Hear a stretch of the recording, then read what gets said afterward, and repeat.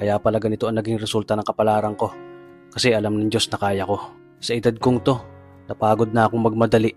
Kaya lahat ng ginagawa ko ngayon, ini-enjoy ko na lang. Siguro sa dami na rin ng aking pinagdaanan, napagtanto ko na ang buhay ay mas malawak at mas mahiwaga pa sa mga problemang dumarating sa buhay natin.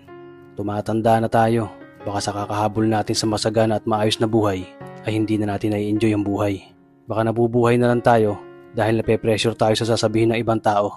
Marami na rin akong mga naging maling desisyon sa buhay, pero lahat yun nagsilbing aral sa akin at natuto ako sa mga pagkakamali ko. May mga taong sobra nating mamahalin at bibigyan ng halaga, pero ibabalik lang sa atin ay kabiguan at matinding trauma.